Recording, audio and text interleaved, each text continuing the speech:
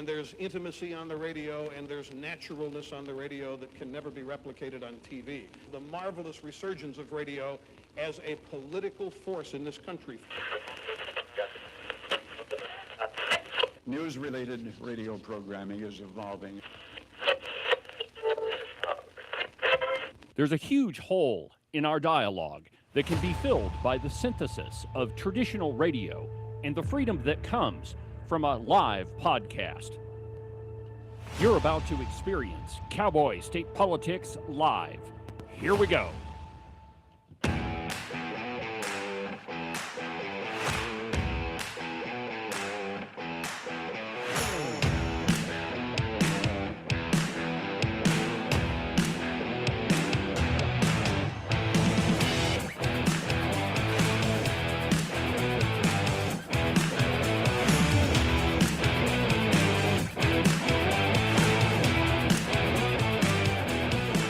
Good morning, my friends, and welcome to another tremendous installment from very high above all the puerile and insipid forms of Wyoming mainstream media.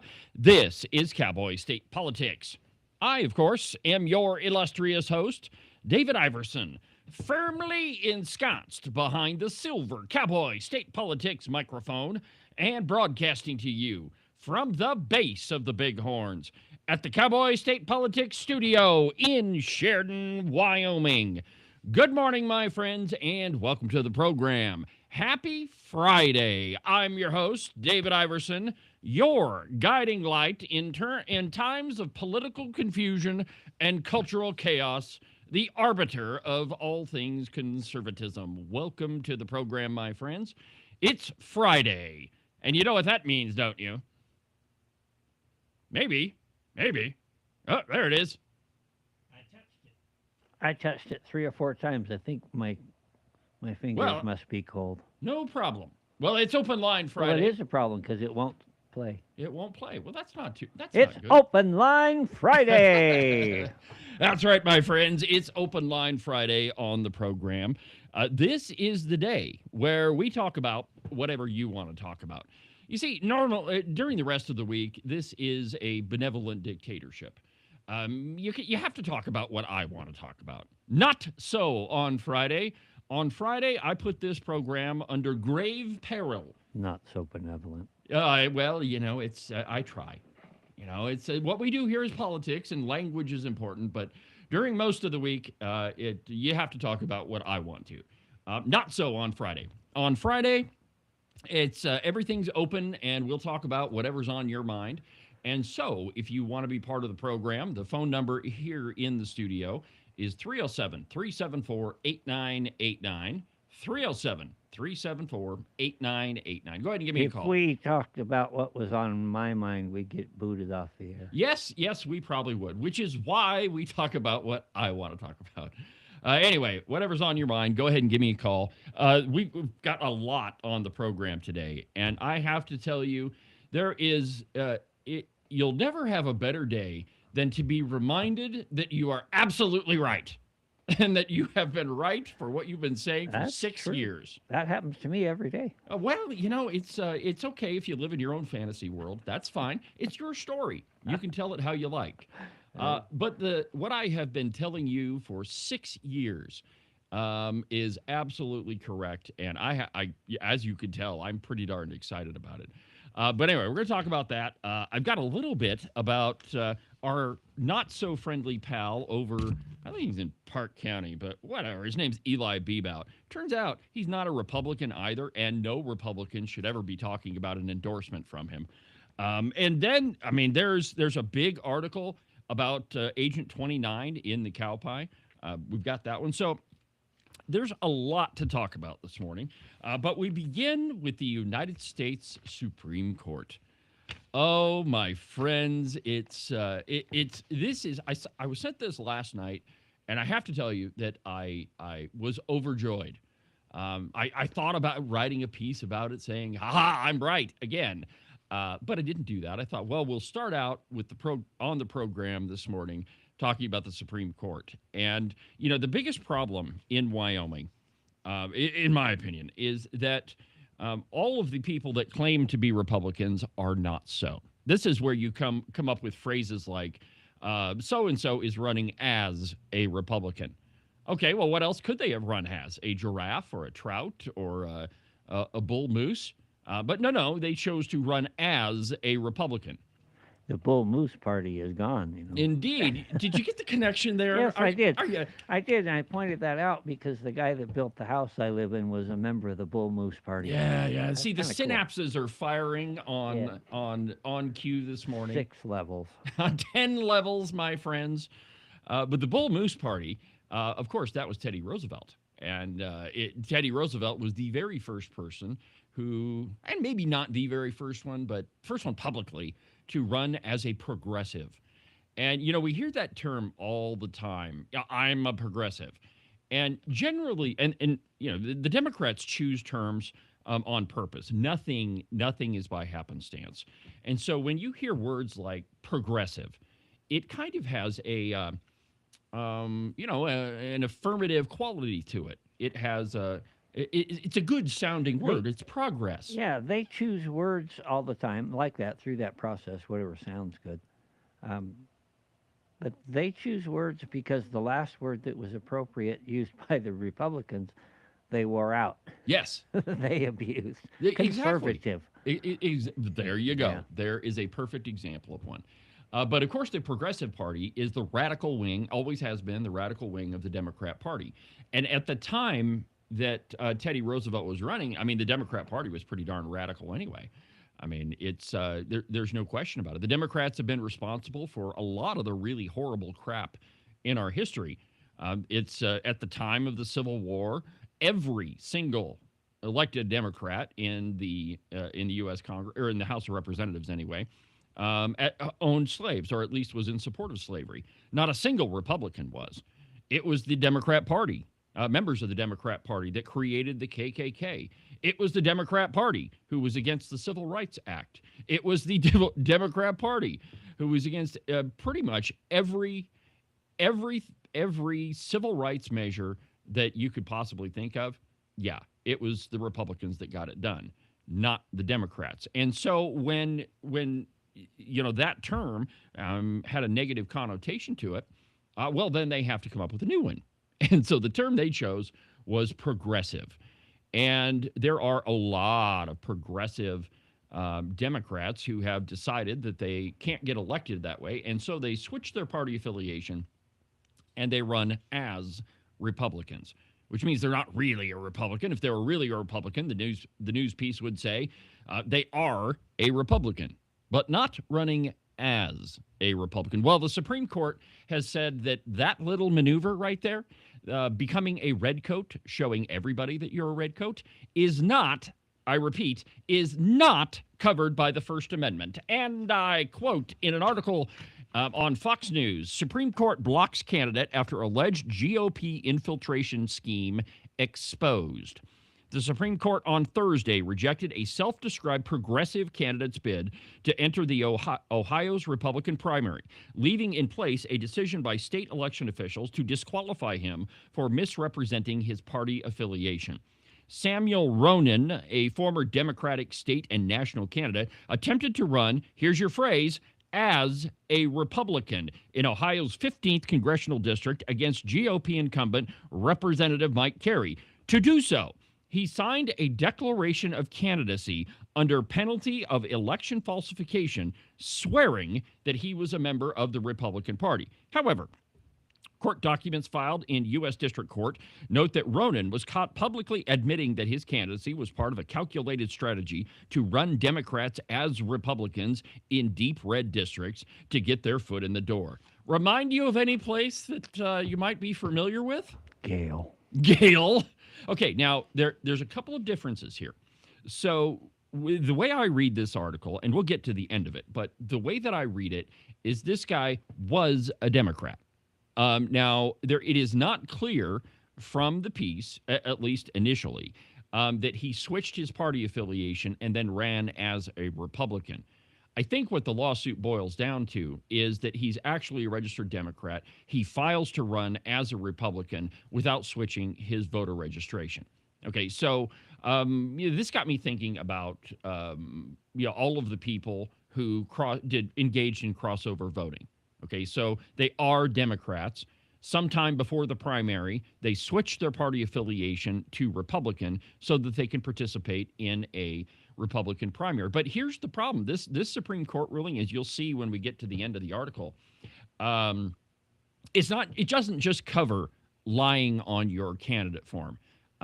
Yes, that's a problem, but it also covers people who are rhetorically who rhetorically portray themselves as Democrats. In other words, you advocate for things like abortion, or you say that we need restrictions on guns, or you advocate for things that are diametrically opposed to the Republican platform.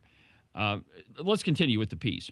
Court documents filed in the U.S. District Court note that Ronan, okay, I read that part, a Republican voter, Mike Scher, filed a protest with the Franklin County Board of Elections, presenting social media posts and interviews as evidence of Ronan's scheme to trick GOP voters. This should be ringing all sorts of alarm bells in everybody's head. I mean, everyone within the sound of my voice can think of a candidate who either ran or is running for office that is this exact person. Ronan claimed that in his application that he did not lie about his affiliation, citing, okay, now here is where it changes, okay? And again, from the piece, it's not exactly clear about this, but here's where it starts to gain a little bit more focus. Ronan claimed in his application that he did not lie about his affiliation, citing similar party deviations from politicians, including former President Ronald Reagan, President Donald Trump, and hundreds of others, according to a report from the Courthouse News Service. After the election board tied upon party lines, Ohio Secretary of State Frank LaRose stepped in to toss Ronan off the ballot. LaRose said the case was a matter of, quote, the integrity of the electoral process, slamming Ronan's alleged mission to infiltrate the party. In response, Ronan filed a federal lawsuit claiming his First Amendment rights were violated because the state used his core political speech against him or to remove him from the ballot. So let's just recap real quick. Essentially, he files to run as a Republican. He says that he didn't lie about his party affiliation, and that's the part that's unclear that I was referring to. The article doesn't come out and say that he registered as a Republican. It just says he didn't lie about his party affiliation. So it's a little bit nebulous there. So then he's caught on social media and at different public events saying, Democrats should infiltrate the Republican Party. Maybe we should run a whole bunch of Democrats as Republicans, and then maybe we can flip some of these deep red districts. It wouldn't be analogous to say that Wyoming is one of those deep red districts, would it? Yeah, I think probably so. In response, Chief U.S. District Judge Sarah Morrison swiftly rejected Ronan's arguments, ruling, and this is the important part here, ruling the First Amendment does not protect a candidate who submits a fraudulent declaration of candidacy. That is the important part here. So then what is a fraudulent declaration of candidacy? That would be claiming you are something that you are not. That when we can dig up different things, and there's a piece I'm going to talk about here in just a second that might fit that bill, but claiming that you are something that you are not, just to win an election. This is, and there are so many people in the Wyoming legislature, one of them's running for governor, who voted with the Democrats 85% of the time.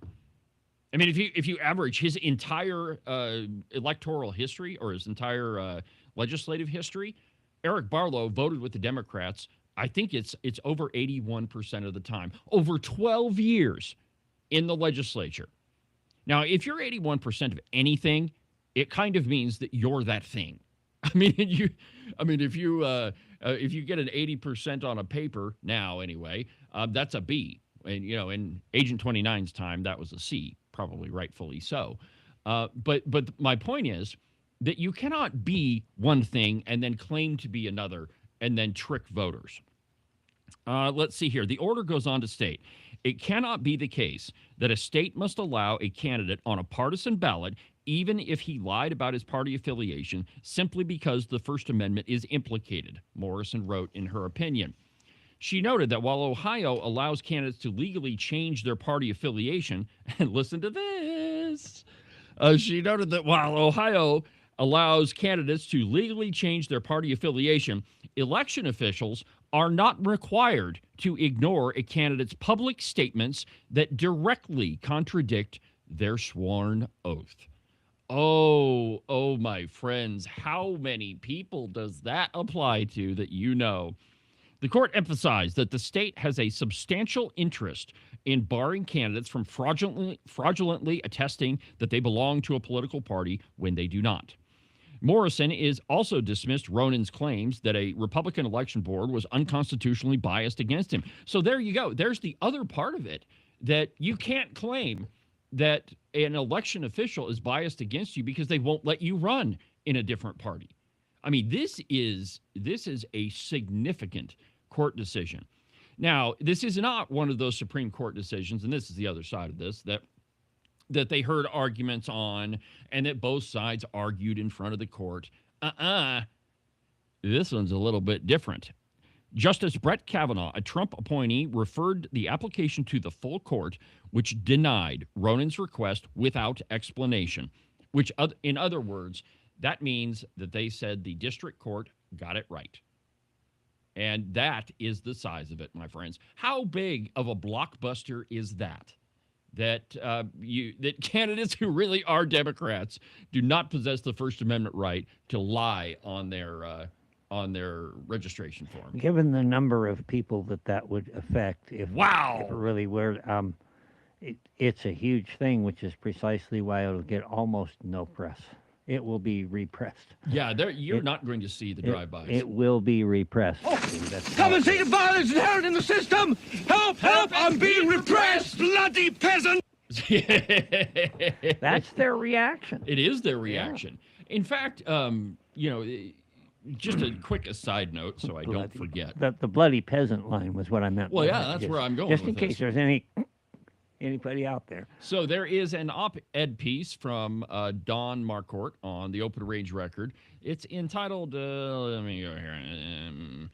Let's see here. The Wyoming gentry would like the peasants to calm down is the first one she wrote. And then there's a larger piece on Don's Substack that's actually quite funny that talks about who the Wyoming gentry is. But the whole point is the folks that are in power, the Democrats who have registered as Republicans, they really look at all of Wyoming citizens as peasants. And when we rise up, they're the ones that are saying, shut up, peasant! Especially when we rise up to object to maybe overtaxation. They shut up, you should be happy. You pay fewer taxes than virtually anybody in the country. Yeah. Or even worse, the money that the state have, that's not your money. Yeah. No, it's our money. It's just absolutely absurd. But when you look at the Supreme Court decision, this one is significant because it's not just Wyoming that has this redcoat problem.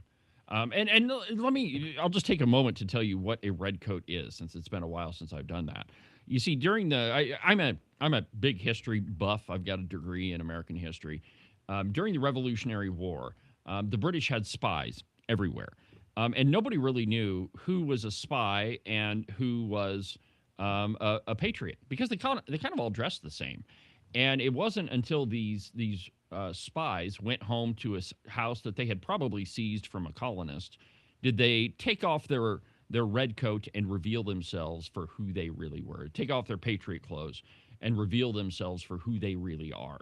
Redcoats. And that is exactly what a lot of these politicians in Wyoming and in other western red states do, is they go and knock on people's doors and they say things like, abortion is wrong, I love guns, taxes are too high, and you should vote for me. And then we do, because we're a trusting source. Yeah, listen to the governor at any Republican event here in Wyoming. Oh, he's more red than anybody. Totally different person when he's speaking to a university on the East Coast. Yes, absolutely. On the East Coast, he's talking climate change and all that. But when he did get invited to speak at the Republican Party, man, he's the biggest gun-toting conservative on the block. Reminds me of Hillary Clinton when she's down south. I ain't no ways tired. Yeah. I mean, Whatever. And no, that's the perfect example, Yeah. though. Yeah. But at least the people who are Democrats, at least they're being honest about who they are. The trouble here, and this is probably why the Supreme Court, one of the reasons why the Supreme Court rejected this challenge, is that how is a voter to know that you are who you say you are? I mean, you show up on their doorstep and all of your campaign material says, I'm a Republican, and it's got flags and elephants on it. And how is the average voter to know? And, this is no different than the Flim Flam Man that we played yesterday.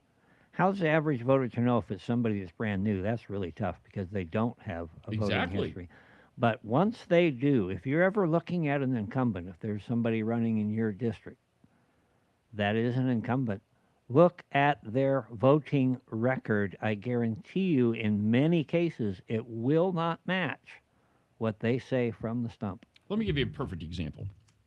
So yesterday on the program, we heard that Eli Bebout endorsed Megan Felder, and that was just an example of broad Republican support. Didn't we hear that? We did hear that. We did, and it's been all over Facebook, and Megan Felder has got posts all over. But let me tell you who Eli Bebout is. Eli Bebout was a Democrat when he was first elected to the Wyoming House of Representatives in 1986. He served as a Democrat from 1987 until 1994, during which time he served as House Majority Whip. He switched his party affiliation to Republican in 1994. So from 87 to 94, he was a Democrat. And then, magically, he switches to Republican. He ran as a Democrat in 86 because of his family's history with the party. Noted a Capital Outlook profile, which I believe the Capital Outlook, that's done by, it's either Wyoming PBS or Wyoming Public Media. I mean, they're pretty much the same. But he changed his party affiliation in 94, later becoming Speaker of the House. That's weird. You switch your party affiliation, and then magically you're the Speaker of the House. So one can surmise that the reason he did that is the Democrats didn't have a majority in the House. Yeah, it wasn't just Speaker of the House. He ran for governor. Well, yeah, I'm getting there. And then he was a Republican nominee for governor. And then he went to the Wyoming Senate. He served in the House from 87 to 2000 and in the Senate from 2007 to 2021, and he was the only person to be Speaker of the House and the Senate president.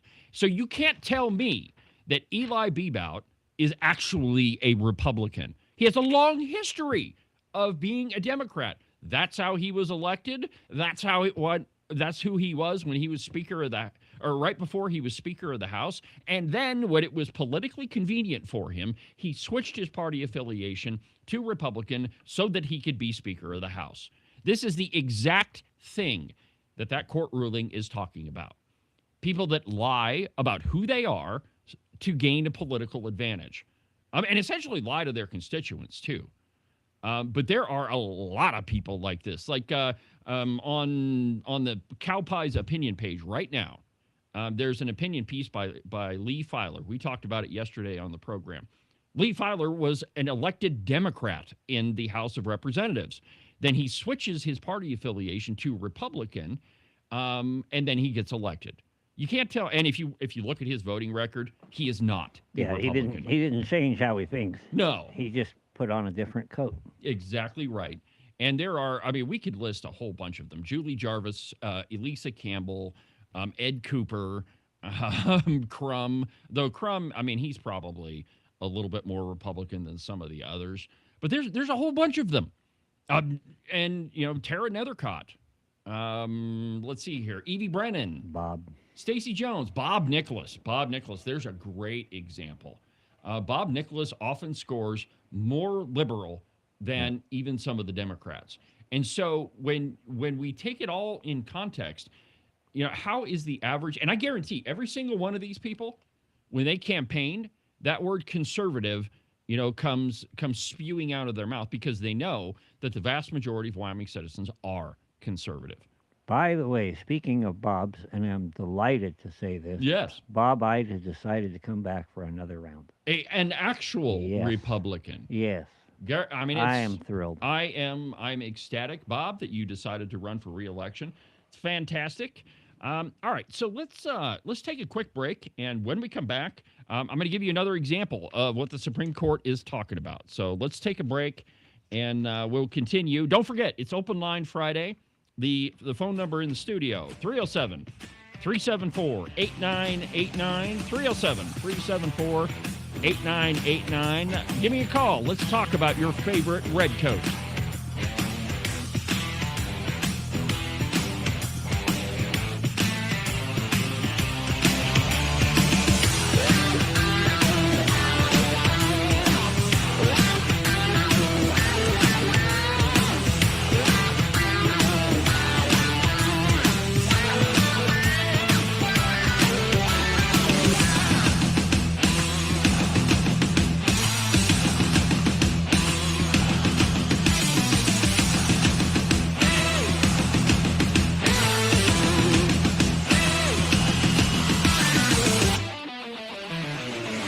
Are you tired of all the meaningless political drivel floating around right now? Endless commentary that really doesn't have anything backing it up? Do you long for the days of true investigative journalism coming from an authoritative source who really doesn't care how popular and apparently good-looking a politician is?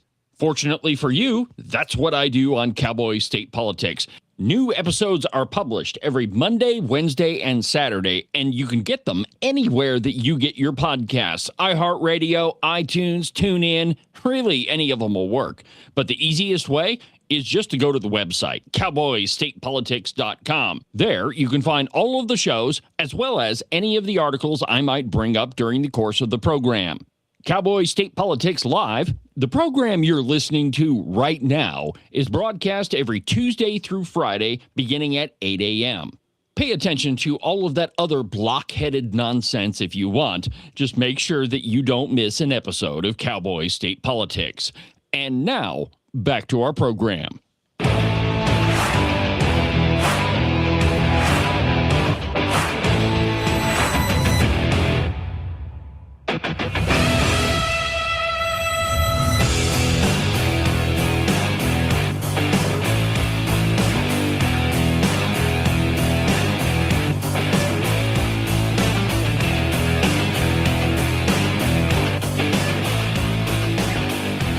Welcome back to the program. It's Open Line Friday on Cowboy State Politics Live. I'm David Iverson, doing what I was born to do with talent given to me by God himself. Does your mother know that? Yes, she does. Does she listen? No, she doesn't. My mother gets everything she wants to hear about the program from all the teachers that she works with. Oh, yeah, I'm sure that helps. Well, my mother listens. Hi, Mom. Yes, she's one of my biggest fans. That reminds me, I had an experience the other day. Was at an event in Casper, and somebody comes up to me and says, I just want to thank you for what you're doing. Says, I listen to you every day. And it never went in my wildest dreams would I have thought that was going to come out. That particular person, you know. And then they're all the time, we've talked about this before. You'll be in a conversation and talking. Somebody will turn around and say, I know that voice. Oh, I love that. Yeah. It is kind of fun. Yeah, it is. All right, to the phones. Jerry. How's it going, Jerry? There we go. It's going really good. Really good. Excellent. What's on your mind this morning?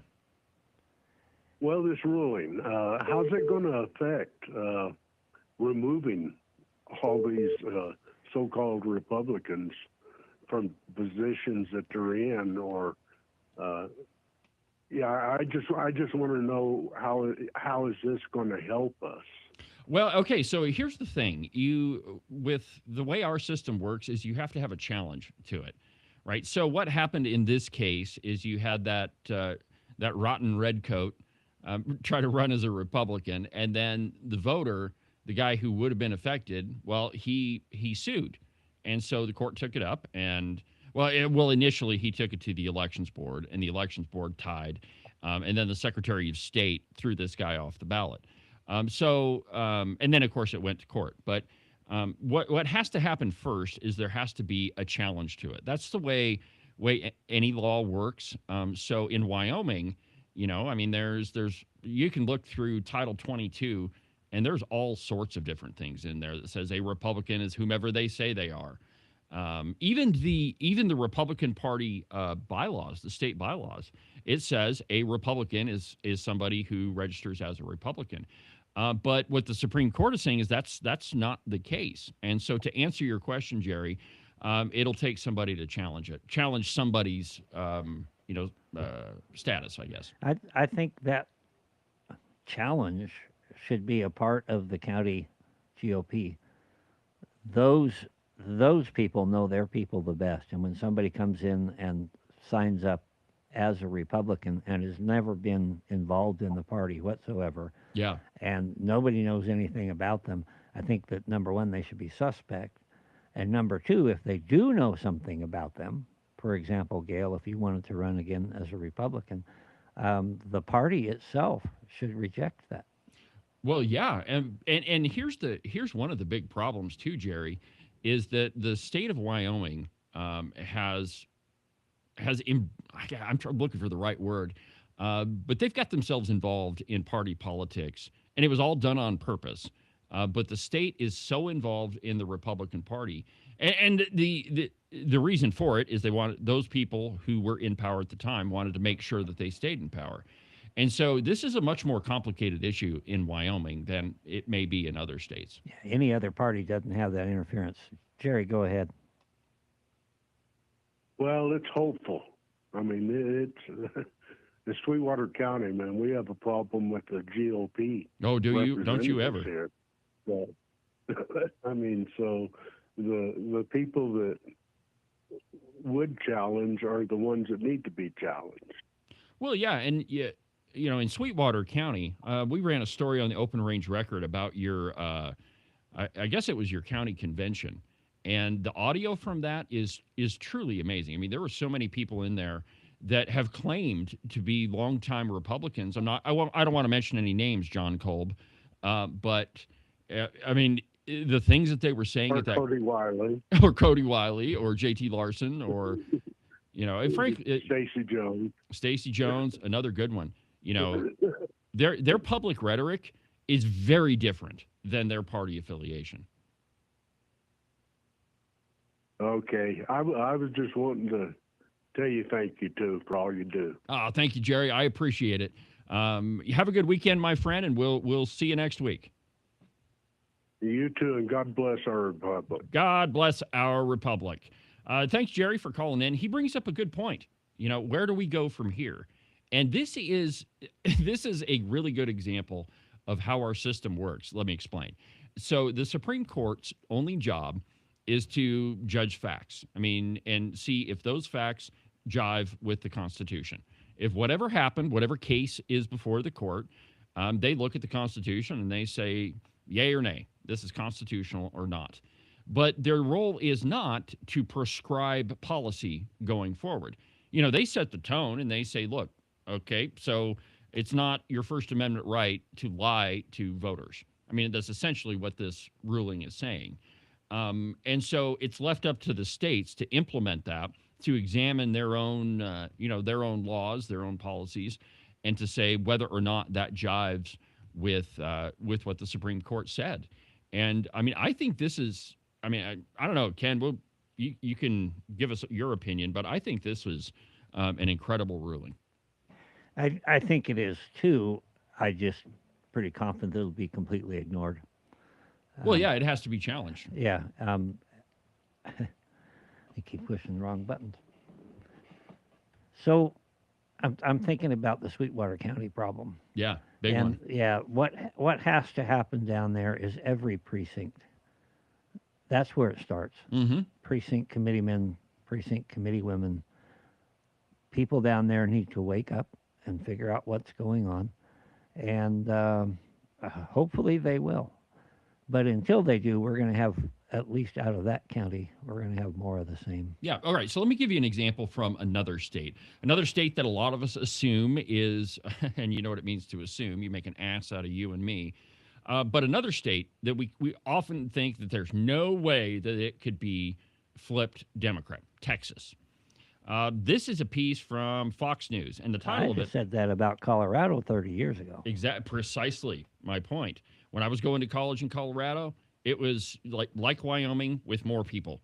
Not so anymore, man, with Governor Gordon's pal Jared Polis at the helm. But this piece from Fox News is entitled GOP Texas Candidate in the Hot Seat After Rival Exposes Family's Democrat Donations. Doesn't make sense.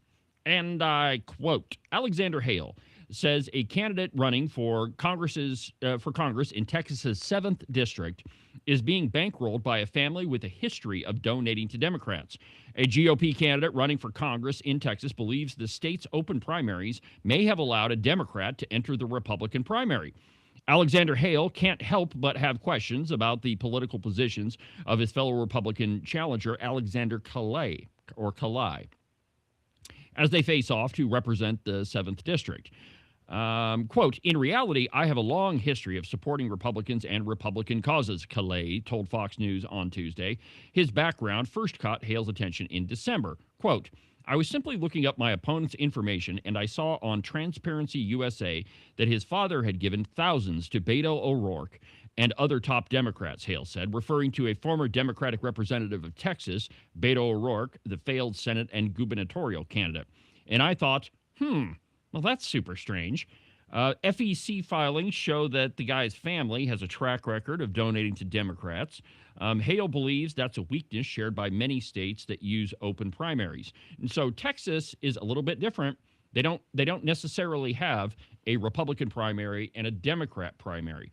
But still, the ruling would cover it because the guy is claiming to be a Republican.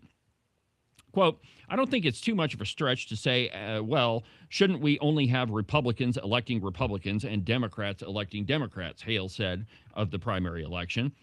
Texas is one of 14 states that use an open primary, allowing unregistered candidates to announce their consideration for the party's primary. Calais' campaign has received $182,000. Of those, $134,000 has come from his own pocket. Calais lists his source of these donations as self-employed and described that his venture was part of a family business. Okay, so this one, I think we might be able to make an argument for the Democrat. I know you don't often hear me say or do that, but if it's a family donation, I know lots of families that they're split down the middle when it comes to politics. Mine, of course, is not. Ken's is not. Or at least. Well, there is my sister. Well, yeah. It's a funny my thing about sister. But anyway, in this case, and here's what I'm saying. Yeah, it is entirely possible for somebody to say, hey, I'm going to run for office. Can the family help me out? And it could very well be sure, you want to run for office, we'll help you out. We don't agree with you, but we'll help you. So that doesn't necessarily fall within the court's ruling. Now, if this Calais guy were to be found, on social media saying all sorts of Democrat stuff, and claiming that voters should cross over from the Democrat Party, I don't want to mention any names of people who would advocate for that, Gail Simmons, but that one might be a different situation. I'm just thinking, every once in a while somebody comes up with what I think is a good idea. And they run. I don't think it's a good idea to run as an independent, but I've known people who really weren't very good Democrats to run as a Democrat. And the reason they do that is to step aside from a primary, sidestep all of that noise, and be able to get all the way to November on a ballot. And I really believe that if more people who were empathetic to the Democrat position were to do that, that party would become stronger and more effective.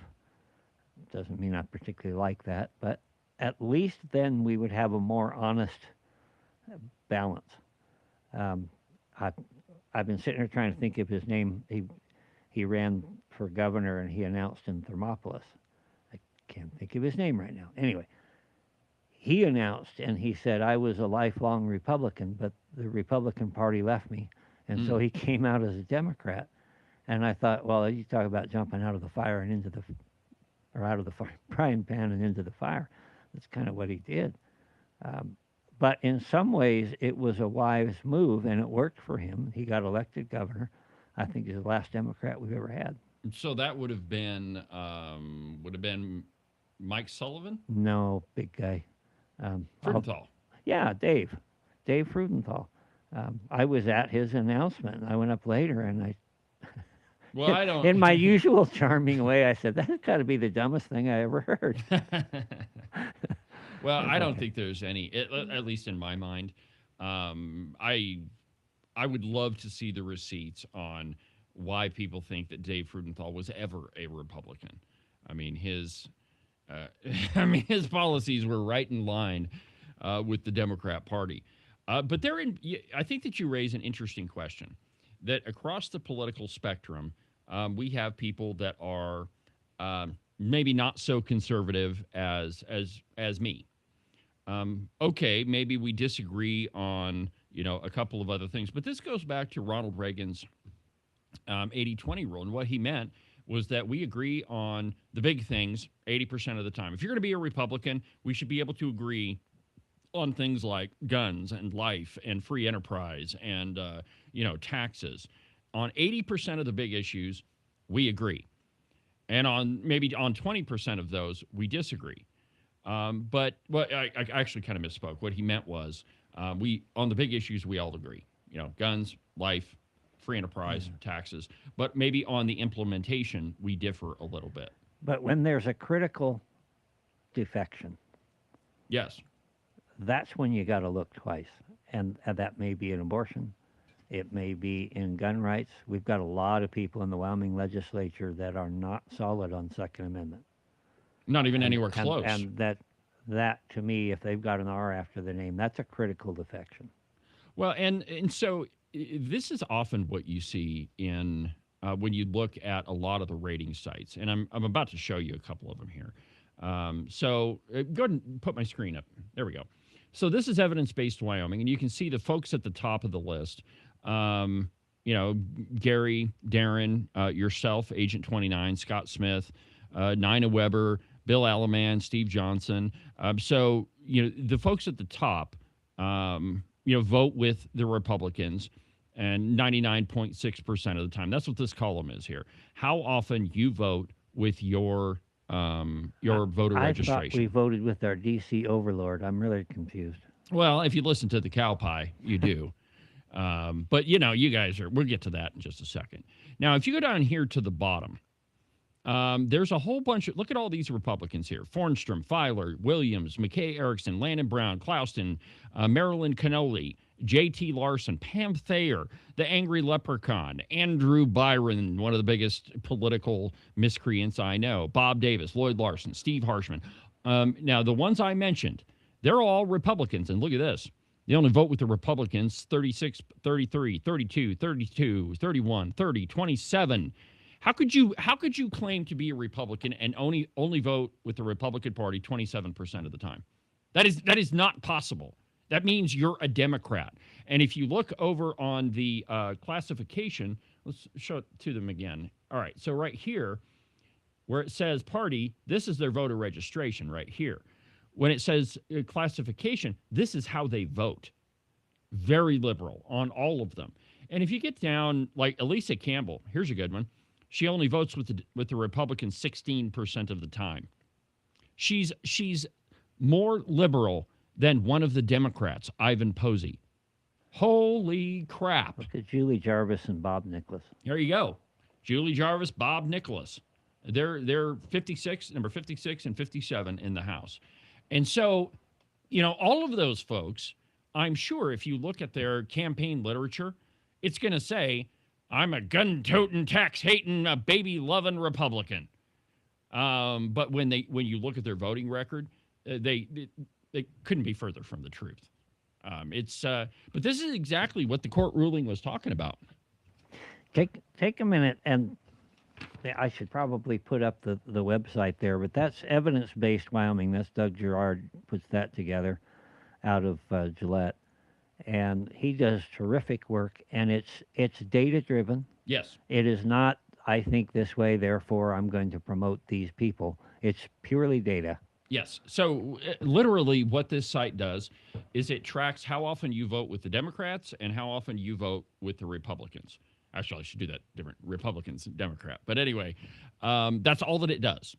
And once you compile all that data, you can draw conclusions from it, which is what he does here. The critical defections that Ken was talking about, I think that there's on here, consistency is probably one of those. Yeah, here we go, defections. So the defections that you were referring to, it shows you how often that happens. Go back to the top there. That's really interesting because what you see, Ivan Posey and Mike Inn defect from the Democrat Party often. Well, maybe not. Maybe often is a little bit strong because that number shows 40. That means 40 votes out of 800, 8,000, something. Okay, it's often, a huge number. Often is a relative term, but it's interesting. If you look where Ivan sits and the people he's sitting with, that has an effect on you. Yeah. It doesn't have an effect on Julie Jarvis, but yeah, and if you go down like all the way, let's look at you. All right, so critical defections, Ken, 0. yeah. And the same holds true for Tom Kelly, Nina Weber, Gary Brown. Well, the same does not hold true for Tom Kelly when he's there the whole time. So that's kind of a again, this is just votes taken, right? Yeah. But if you go, let's kind of shoot the middle here a little bit. So right in the middle, Art Washa, J.T. Larson, and look at over here, the total number of defections, 160. Here's a big one. Lloyd Larson, 215. 215 times he deviated from the Republican majority. Okay, so there's a lot of data on this site, and before you vote, but also before you write a check to any of these people, you need to do your research and find out who it is that they actually are. You also need to make an appointment to get on the House floor. Never mind. I didn't say that. Well, okay. Well, anyway, so as you can tell, I am super, super excited about the ruling from the Supreme Court. It validates everything I've been saying for the last, well, not everything, but a lot of what I've been saying. I think you're more excited than Claire McFarland was because, I don't know, what she devote to it, 2 paragraphs? Yeah, maybe. To her article. We're about to find out. All right, so we're way early, but this next piece is going to take us way past the break. So let's go ahead and take our second break, and when we come back, we're going to talk about Agent 29 and how he doesn't like Megan Degenfelder. Back in a minute.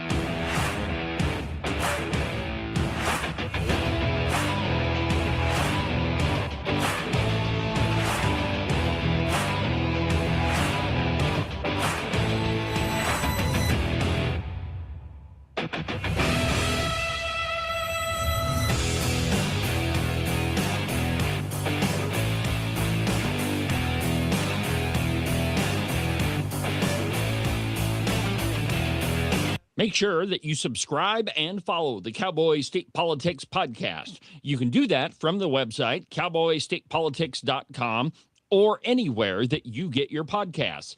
That way, you'll make sure that you won't miss a single episode of Cowboy State Politics. Hunting season.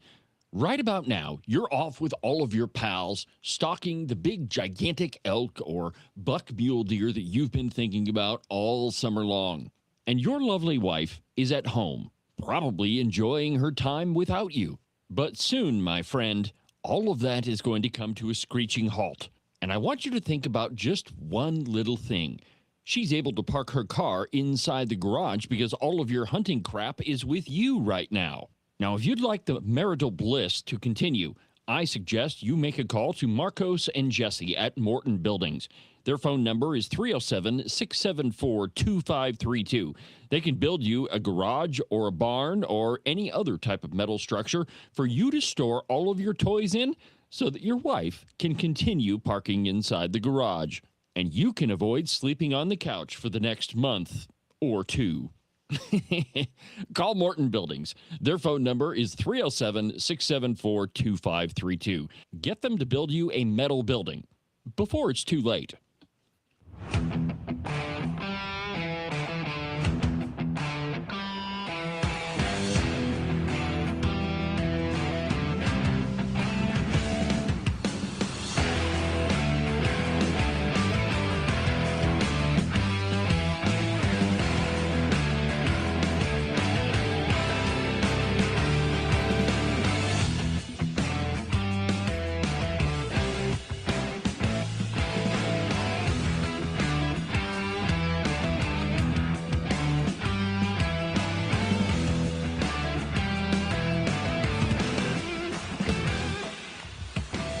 Welcome back to the program, Cowboy State Politics Live. It's Open Line Friday. If there's something that's been gnawing at you all week and you've just got to talk to somebody about it, doesn't really matter what it is, whether it's politics or I suppose we can talk sports. My Rangers are off on a tear.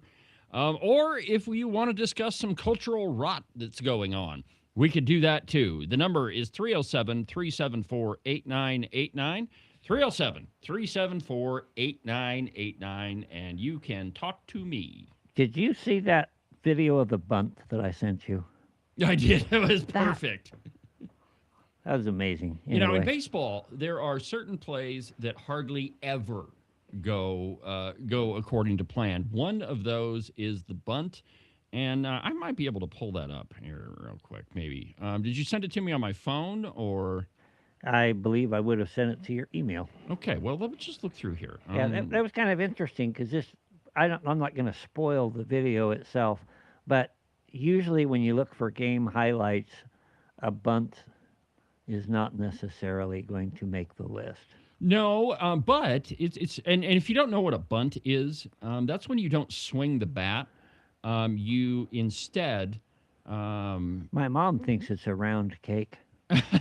Well, it is a round cake. Nope, that's not it. Let's see. You may have to send it to me again if you can find it. I'll see if I can. Well, I don't know that I can. I'll see if I can find it. All right, but anyway, so a bunt is when you don't swing the bat and you just hold it out there and you let the pitch just hit the bat and you try to aim it up the third baseline. And the reason you do that is it forces the infield to run towards the ball, and it almost always ensures that you get the runner on first base. But what often happens is when you try to aim it at third, it'll go towards the pitcher, or it'll go towards first base, or it turns into a foul ball. Well, the video that Ken sent me was of a bunt that followed the third baseline, and it looked like it was going foul. And usually, it's literally rolling down the chalk. Yeah, and what the infielder usually does is waits for, you just follow it up. Yeah, you sent it to my phone. That's okay, though. The third baseman usually waits for the ball to go foul. Mm-hmm. And then, and that happens a lot, which is why you see third baseman look at it. Especially within a half an inch of foul. But in this case, that didn't happen, and the bunt worked perfectly. If you give me just a second, this is going to be kind of anticlimactic by the time we actually get the video up there. Well, hey man, this is live. It is Open Line Friday. It is Open Line Friday, and we can do whatever. Well, it's our show, so we can do whatever we want anyway. So here we go. Here's the perfect bunt. You ready? Yeah. Here we go. Watch this.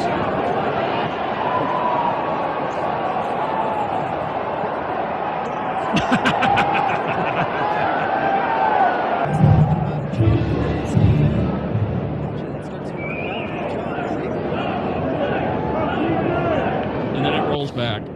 Okay, let's watch it one more time.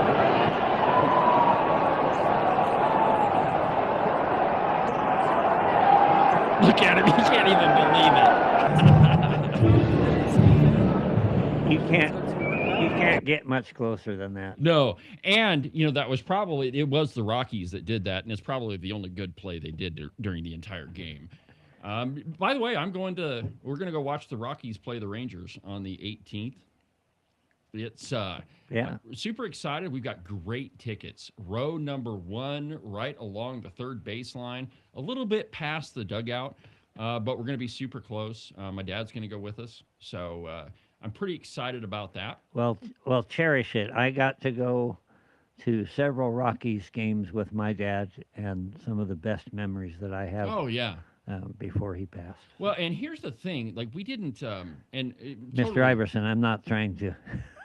I'm not trying to bring in the Grim Reaper there. Ooh, that could have been bad. Oh yeah. He'd be showing up. By the way, have I told you he's armed? Anyway, so we didn't initially we got the tickets, and then we were like, oh crap, I wonder if Dad wants to go. And so we tried to find tried to see if we could sell our tickets and then maybe buy 3 of them right in a row, and we couldn't do that. So we did get him a ticket. It's a couple rows up from us. So my hope is it's a Monday night game.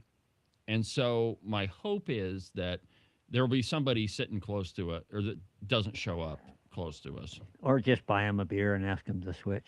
Yeah, well, that's going to be my plan. All right, before we get to your article, I saw something on Facebook this morning, and just to show you that I do pay attention to this stuff, I think this is worthy of talking about. So let's see here, slideshow, and so this was on a Facebook group, and it reads, so-called liberal Wendy Volk, and it's referring to an op-ed piece that Wendy Volk wrote. And, quote, so-called conservative Gary Brown agree on one thing. They want to stop the Laramie County wind farm. Where's the conservative position on this? Doesn't a private property owner have a right to use their own property? Should neighbors be able to use the government to stop him from doing it? Don't get me wrong. I hate seeing a big, huge towers and spinning blades from miles away. But has conservatism gone so far as to use government, whether it's the state lands board or county commissioners, to control private property? Interesting question, but let me address one thing before we get into the subject matter of it. Gary Brown absolutely is a conservative. The reason it's written this way in the Facebook post is they're questioning whether blocking these windmills is conservative or not. So here's the conservative position on it. You should be able to do whatever you want with your property, so long as that you don't infringe on the property rights of other people. The only acceptable use of government force is to prevent harm to another person. That's called the harms principle, John Stuart Mill. Little political philosophy for you on a Friday morning. But yes, you should be able to use your property as you see fit. If you want to put up a billboard in your front yard that says cops suck, you can do that. It's probably not advisable, but that's totally your property. However, when you are using government subsidies to do it, well, then you're involving the government, and then everybody pays taxes, and it's not necessarily you on your property rights. Now, the first point I made about not infringing on the rights of other people, well, I mean, it's a more simple proposition than a lot of people make it out to be. If I have a piece of property and you damage the value of my property, well, then we should have a discussion about that. Let me give you an example right here in Sheridan County of exactly what we're talking about. A person that I know and have dealt with has a house on about a half an acre, maybe an acre. Okay. It's in a subdivision. It's at the back of the subdivision, and it's backed up against a large pasture owned by another individual. Okay. The other individual, you can't even see their house from where this pasture is, but this is... And they have sold a right-of-way for the power company to build a high transmission power line right along the property line. This is within 50 feet of the backyard of these people and between where they sit and the view of the Bighorns. Now, when they bought their property in this subdivision, the agreement was if there's going to be any kind of utilities, they have to be underground. Okay. Think about what this does to the property values of this person who's already lived there for 20, 25 years. They've sunk that's their Right. life into this property. And now there's going to be a monster high transmission line running virtually right over the top of their house. Yeah. What if that's a windmill? Yes, the individual has private property rights. They could put a windmill on their place if they wanted and use that property for gain for that purpose. But when you substantially harm someone else, the harms principle, that's when you've gone too far. Right. And so, that is, first, that's a breach of contract, because the deal was, hey, utilities got to be underground. Inside, on one side of the fence, yes. So it's not a breach of contract technically. Okay, so then... Because they're doing this on their property, which is adjacent to the subdivision. This is a great example because, I mean, it's going to allow us to talk about the conservative position here. So are you damaging, is that power line damaging that guy's property? The value of it, certainly. Okay. So, I mean, financial harm, that is harm. You're, as Republicans, as conservatives, we believe that your financial liberty is inextricably tied to your personal liberty. If you don't have the right to spend your money the way you want, you don't really have freedom at all. And so, yeah, absolutely. And the concept of private property. Yep. And maintaining the value of the same. So if you do something to substantially harm the value of someone else's property, that's a problem. Yeah, and I mean, if you've got I don't know how much this property is worth, but let's just use a round number and say it's $1 million. Well, you put a power line over it and you hear constant buzzing all the time. I mean, that's no different than the apartment next to the railroad tracks that shakes every time the train goes by. So the conservative position there is no. You have to respect private property rights. Yeah, and the apartment next to the railroad tracks, probably the railroad tracks were there before the apartment was built. Okay, now let's answer the second question. Yeah. So should conservatives use government to stop that? Okay, so if we meet the first condition, that is, we're respecting private property rights, well, then your redress is in the courts. I mean, that's where you go to resolve disputes that can't be resolved between individuals. And, I guess to that extent, yes. However, should we be passing laws to prevent an individual from putting up a giant windmill on their property that doesn't really affect anybody else? The guy that owns the pasture behind that house we're talking about, let's say the windmill is set back a quarter of a mile. Okay, that really doesn't have any effect on that dude's property except the view shed. It could. I mean, potentially. It could, yeah, depending on where the direction of the wind, because those windmills, as they degrade, as the material degrades. Yeah, the fiberglass. It blows off. And in certain places, it has rendered the ground downwind of it unusable. So should we be passing laws that restrict your use of private property? No. What we should do is absolutely allow you to, come to an arrangement with your neighbor. That if you guys can't make a deal amongst yourselves, well, then you have to have an arbiter to figure that out. But should we be passing laws that prevent you from, doing what you want on your property? No, we have enough laws. In fact, we probably need to repeal a whole bunch of them. Which, by the way, let's talk about this for just a second. Our pal Mark Jennings announced on this program, a couple months ago? Something like that? It was because it was before the session. And I don't think a lot of people quite understood what he was talking about when he said, I don't really want to pass any laws. I want to repeal a bunch of them. The truth is, every year, our legislature passes in excess of 500 laws. I mean, some of them are coupled up in the same piece of legislation, but when you total it all up, it's definitely 500. Well, do we need all of those? No. In a lot of cases, we've already got laws to cover just about every situation that happens. You don't need to create a law to cover every little thing. Instead, what you should do is use the laws that we already have. And so to answer, this post, I think I would say, no, as a conservative, you shouldn't be, your first inclination should not be, let's go to the government and pass a law. Your first option is, let's go make a deal. A good example of this, another one, mineral rights.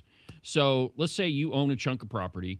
We'll call it Ken's Ranch. And Ken owns a ranch, but he only owns the surface of it.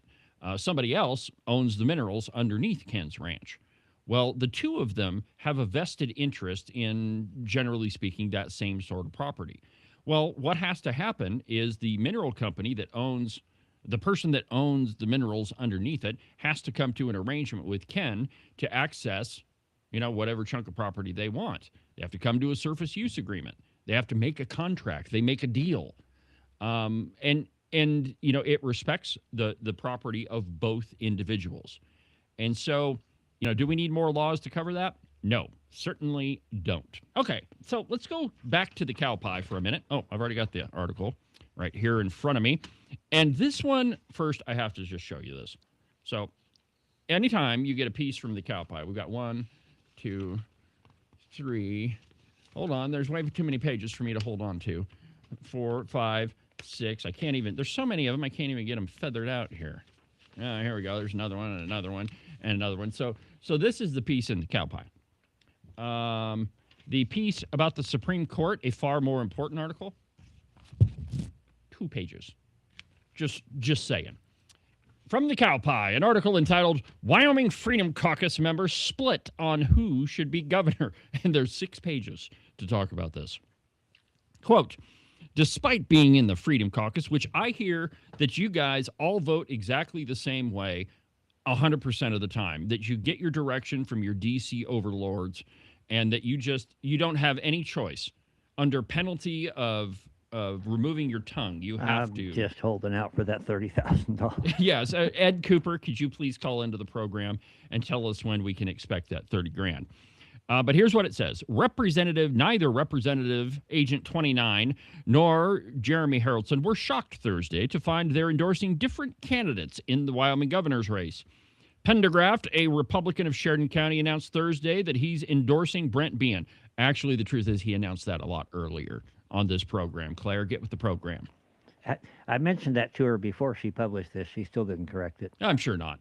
Haraldson, a Republican of Wheatland, has endorsed one of Behan's main opponents, Superintendent of Public Instruction Megan Felder. And Senate Eric Barlow is also running for the GOP nomination. Nobody really cares about him. I mean, he's got a lot of signs, but nobody could set the bar lower. Let's see here. House Majority Leader Scott Heiner endorsed Megan Felder at the same time as Haraldson, along with Majority Whip Ocean Andrew. Heiner is also a member of the Freedom Caucus, and Ocean is not. Now, Pendergraft said he's not surprised at the Freedom Caucus members endorsing different gubernatorial candidates. Let me just read the quotation, and then we'll let Agent 29 explain it, or expound on it, rather. Quote, it's a silly rumor that we all vote as a block and take our directions from above. Yeah, a couple of my fellow members came out. Scott and Jeremy came out and endorsed Megan. I think that's a horrible mistake. I don't see Megan as particularly conservative, and I've been pretty vocal about that. Care to comment, Agent 29? Well, when you prefaced this story, you said why Ken doesn't like Megan. That's not true. I like Megan. Well, you don't like her politics. No. That's what this show is about. That doesn't mean that I don't like the Okay, fair enough. Words mean things. Get on with it. Words mean Get on with it. We all think differently. We're all alpha types and have different things. And basically, I think, Scott, and it comes out in the article and some of the things that Jeremy said, they just don't think that Brent is electable. And my contention is if all of us got behind him, who in my view is the very best candidate by far, he could. It kind of says, okay, we don't have enough pull, we don't have enough push to help get somebody over the line, so I'm going to hold my nose and vote for the next best thing because at least that person is electable. And as Cheryl Aguiar pointed out also in this article, that's no different than what the Democrats do. They give up on their own and on their own ideals and their own standards and just say, well, this is the best I can do, so that's where I'm going to go. Well, 2 thoughts here. First, Megan Felder is not a conservative at all. And we can, if, Ken, while I'm talking, could you pull up the video from yesterday? It's Chuck Gray, and it's the one entitled, and maybe I can pull it up faster here. I probably still got it on my computer. But yesterday we played a video of Chuck Gray, and I think it is, let's see here, Gordon Apology, Mom Downey, Shut Up, Springsteen, Step Outside. So it's this one. Okay, now this happens really fast in the video, but what's happening on the State Lands Board is they're discussing an amendment of whether or not to check a person's citizenship before receiving benefits. And I want you to listen to what Megan Felder says right at the beginning. Here we go. How does that go through the office? What processes occur there? Because right now, this is just kind of a little bit pie in the sky if we don't know how to implement it. That's the most important thing to me. Okay, so she says that that checking somebody's citizenship is just pie in the sky, and we don't know how to implement it. Hey, Megan, every single employer in the entire country can check a person's citizenship. It's called E-Verify. and to suggest that all of the hundreds and hundreds and hundreds of bureaucrats that exist within Wyoming's government couldn't check the citizenship of an application to receive public funds is preposterous.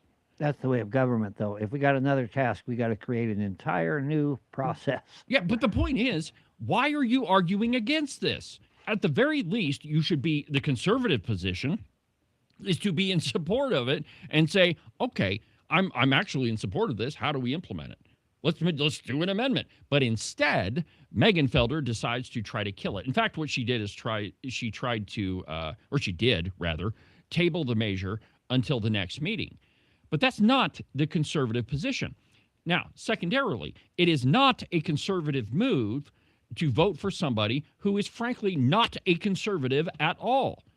I asked yesterday on the program if you can give me one example of something Megan Degenfelder has done that is conservative, and if you can, we'll talk about it. And I did get a response, and one of them was, she's advocated for CTE, more funding for CTE in schools. Okay, I think that's a good thing. I think that's great. I think we turn out way too many people with degrees in basket weaving and not enough people that know how to plumb or be a carpenter or be a mechanic. I think that's absolutely a good thing. But there's a difference between saying something and doing something.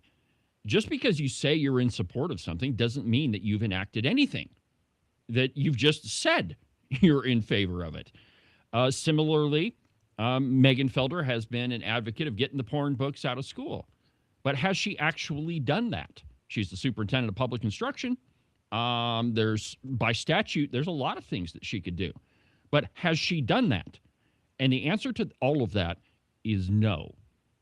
One of the very first endorsements that she put out on social media was from Eli Bebout, a guy who was a Democrat and then became a Republican so he could be Speaker of the House. That's not a conservative endorsement at all.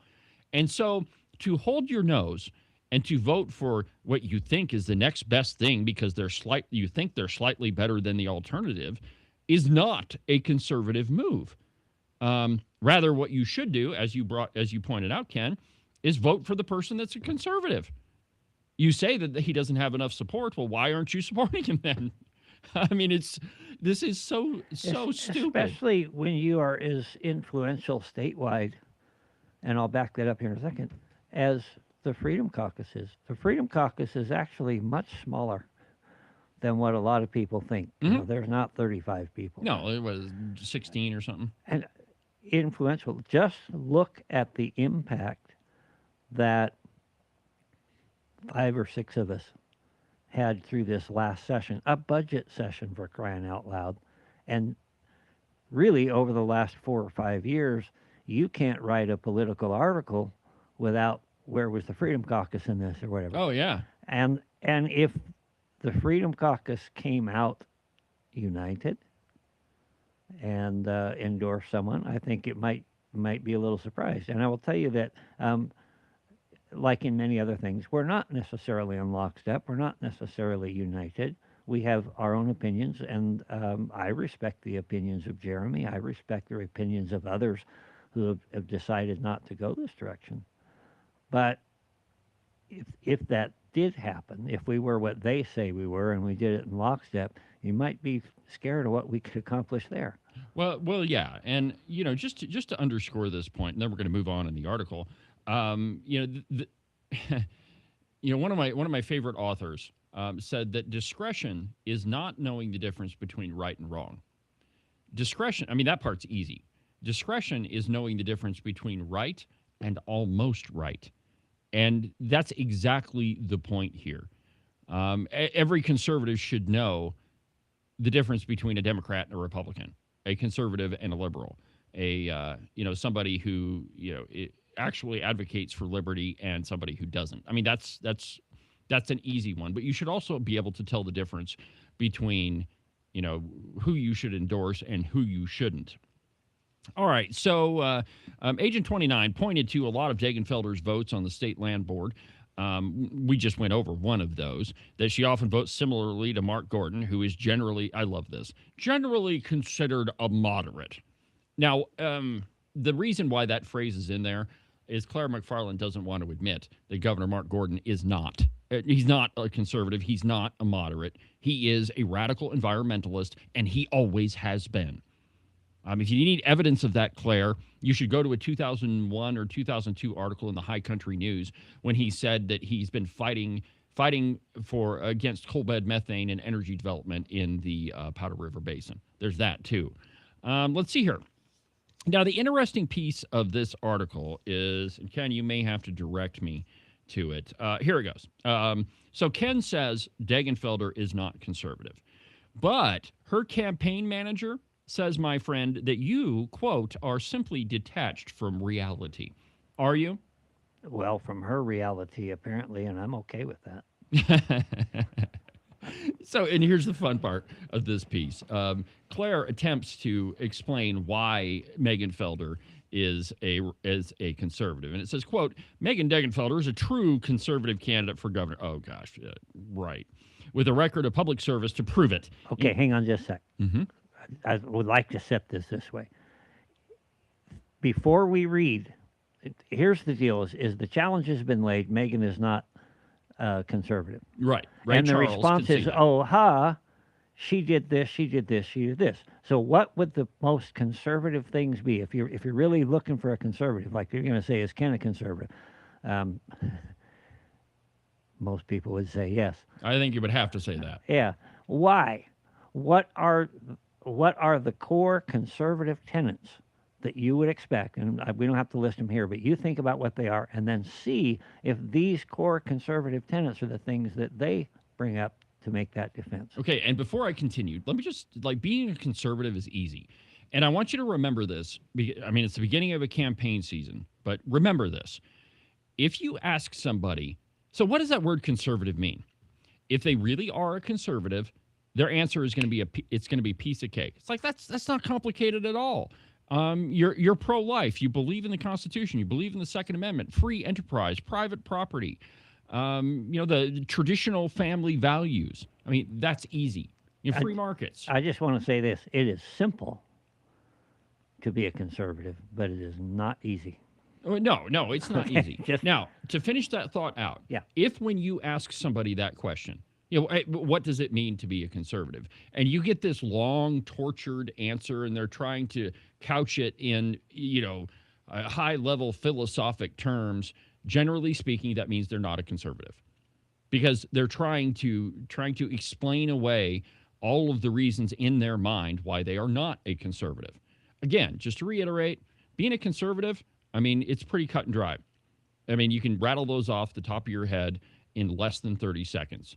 If you get somebody that says, well, I guess it goes down to what the essential nature of words mean, and you get this long, stupid, tortured thing, they're not a conservative. Here we go. The article says, quote, Megan Felder is a true conservative. I can't even say that without laughing. With a record of public service to prove it, including protecting girls' sports, increasing school choice, and fighting for private property rights and our legacy industries, to name just a few examples, wrote Jones, her campaign person. Quote, it's no surprise that she's been endorsed by President Trump, Congresswoman Hageman, and conservative leaders across Wyoming. Yeah, super conservative people like Eli Bebout. All right, so the next one. U.S. and that's just what her campaign manager says. That's what the person gets paid to say. Hageman, a Republican holding Wyoming's at-large seat, endorsed Degenfelder on March 25th. Now, here is where Claire McFarland picks up the mantle for Megan Felder. Quote, Degenfelder in 2022 defeated Trump-backed candidate and incumbent superintendent Brian Schrader to win the seat. Does that mean that she's conservative? And in any way, does that speak to her conservative chops? No. It means that she beat somebody in an election. It means that she was vastly more well-funded than Brian Schrader, because Wyoming Hope, a political action committee run by a bunch of redcoats and funded by B. Wayne Hughes, the owner of the Cowboy, which, by the way, this is an important point. Anytime you see an article about Megan Felder in the Cowboy, I want you to remember this thing, that the owner of the Cowboy B. Wayne Hughes, gave Wyoming Hope, a political action committee run by Redcoats, $560,000, which they used to fund Megan Degenfelder and just about every liberal incumbent in the Wyoming legislature. They are not, let me repeat that, they are not a conservative group of folks. And so just because Megan Felder defeated Brian Schrader doesn't mean that she's conservative at all. Secondly, because Trump endorsed Megan Felder, that does not mean that she's conservative at all. There are a lot of things that President Trump does that I don't agree with. That doesn't mean that I don't support him. There's one other little aspect to that. Who did Trump endorse the first time? Why wasn't it Megan the first time? Ah, good question. Trump endorsements mean that somebody in his circle of influence, because Trump doesn't know all these people. No. Somebody in his sphere of influence had some leverage. Yes. And so what that means to me is, I'm going to put this bluntly, a Trump endorsement means somebody in Washington thinks they have some leverage on you. Yeah, probably. Now, how many Redcoat candidates, total rhinos, has Trump endorsed since in his, 5 years in office? It's been a lot. I don't know, but there are a lot of people that he's endorsed that aren't conservative. So we can do away with the first sentence, Claire. Quote, I love this one. She's used her office so far to push for parental rights and against sexually graphic materials in schools. Let's take the first part of that sentence. She's used her office to push for parental rights. She has also not used her office to protect the confidential and highly sensitive information of numerous parents in Sweetwater County. She absolutely allowed her office to dox them. And then, when she was confronted by that, she lied about it. She lied and said that she had contacted all of the parents involved. Now, maybe at this point she had, but as of April 3rd, she had not contacted all of the parents when she said that she did. Okay, so I don't know that she's pushed for parental rights.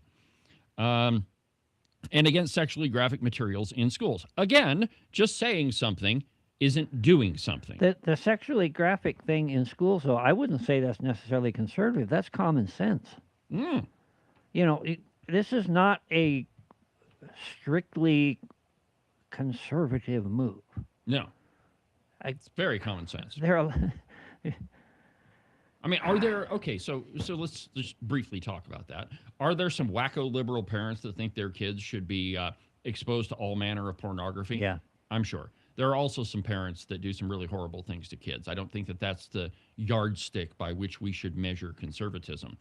But secondly, it's pretty common sense. Kids are impressionable, and I think that the vast majority of Democrats, real Democrats, not the wackos you see on the courthouse steps on a Saturday, but the majority of Democrats, I think I can confidently say, are not going to say, yeah, all kids need to see pornography. So let's just take one other thing since we've stopped here. Megan was in charge of the Department of Education for 4 years. Mm-hmm. During that time, what happened to the test results, the standardized test results, and what actions did she take to try to improve those results? I don't know, Ken. Only about half of our kids can read. Okay. What's the major problem with education financially? It's very top-heavy. What steps did this conservative person take to correct that glaring issue? Yeah, I mean, what did she do? And that's my point. She's done nothing that is truly conservative. She's done some things that are kind of common sense. Okay, you get pushed in a corner, and what are you going to do about porn in the schools? Oh, I'm against it. Yeah. Good for you. Listen to this last sentence. Let's see here. In the wake of bombshell revelations that a Rock Springs couple did not know their daughter's social gender transition, while some teachers worked to accommodate it, Degenfelder backed a bill requiring parental notification for major health changes. She backed a bill. Mm-hmm. Ooh. Now, in the spirit of asking Megan Felder, what did you do? Let me explain what did not happen. She did not protect that family. That family has pretty much lost everything, including their daughter. And, you know, I mean, I don't know what you did to stop that. I don't know that you weighed in. I don't know that you showed up in the Rock Springs school. I don't know that you set up an immediate meeting with the parents. I don't know that you did any of that. You may not be successful, but can you show that you at least tried? No, after her announcement, sure. Yeah, all sorts of things started happening. Sure, there was an investigation that was launched into Rock Springs in Sweetwater County. But again, tell me what you've done. Specifically, have you voted in favor of all of these things? Have you gone firsthand and dealt with these things? Or have you backed a bill? There's a difference between backing a bill and being the tip of the spear. Yeah, absolutely. And I guess that's where I speak from, and I'm just going to say this flat out. John Bear and I, for the last several months, were the tip of the spear. Oh man, you guys got beat up on we were leading, weekly basis. We were pressing hard to accomplish something. Some would say we pressed too hard. I'd say if we hadn't pressed as hard as we wouldn't have got what we got out of it. That's leadership, where I'm coming from. Well, and then, you know, I've got a piece of audio that I didn't have time to get it prepped for this morning's broadcast. We'll probably do it next week, next Tuesday. But it's a piece of audio from Cody Wiley saying, "Oh, I'm a pro-life candidate. I'm pro-life. I think this way." But I bet when we go look at his votes, we can find a lot of them that disprove that. My point is that there is a big difference between saying something and doing something. And in Megan Felder's case, there is a lot of saying something and there's no doing something. There's a big difference between playing quarterback and playing head cheerleader. Yes, there is. Well, I suppose the cheerleaders are important, but they're certainly not as involved in the game as the quarterback. All right, let's take a break, and when we come back, we'll continue with the program.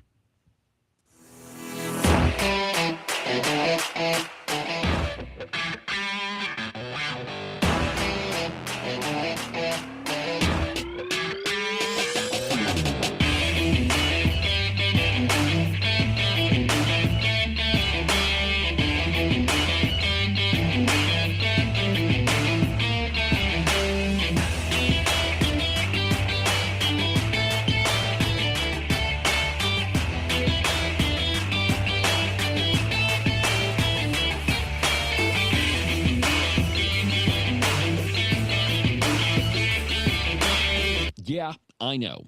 The weather seems to be toying with us. 60 one day, 42 the next, and pretty soon, my friends, those 6s and 4s are going to turn into 3s and 2s. Though we all want to avoid it, that white stuff is coming, my friends, and you will be shoveling the walk in it. It's cold, it's unpleasant, and nobody likes to do it.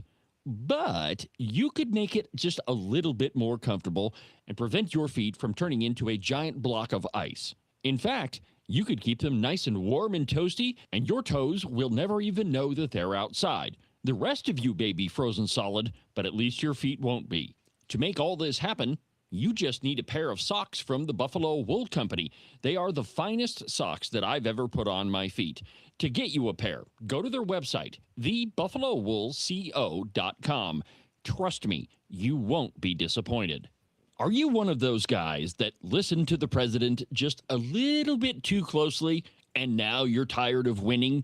Are you getting the feeling that there's been way too many good things happening in our country and you just can't take it anymore? Well, if you are, and you think you should follow Rosie O'Donnell's example and get the heck out of Dodge, you need to call Rebecca Bextel at eXp Realty. She'll make those foreign country living ideas a reality for you. All you have to do is call 307-699-3519, and she'll make sure some freedom-loving, red-blooded American will now live in the home that you no longer want. If you want to sell your house, or if you want to buy one that's way better than the house you have right now, give Rebecca a call. Again, her phone number is 307-699-3519. I've never felt the freedom like I do. I feel stronger every day, don't you? Well, I can show you how. I need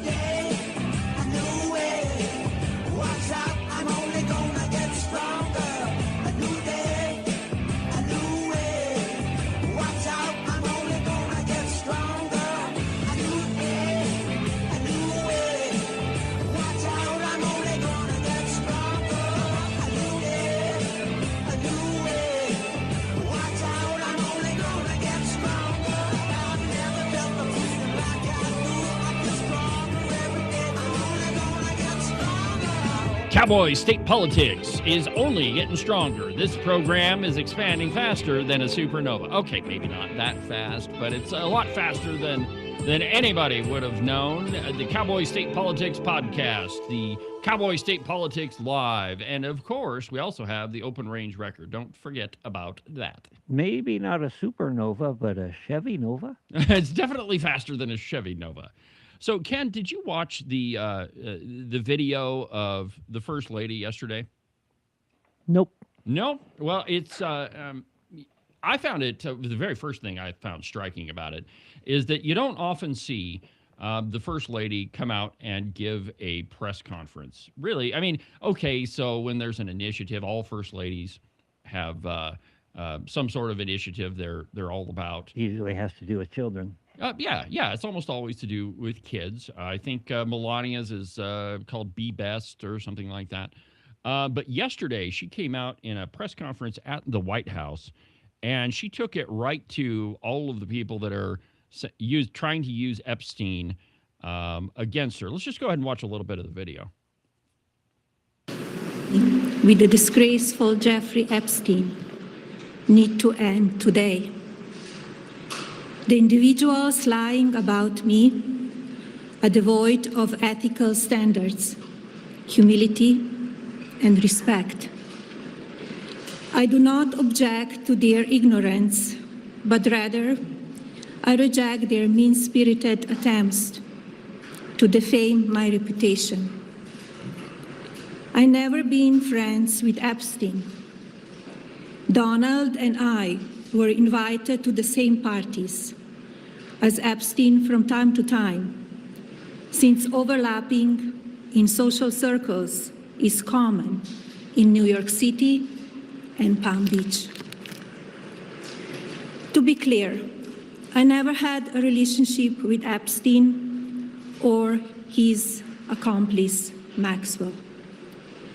My email reply to Maxwell cannot be categorized as anything more than casual correspondence.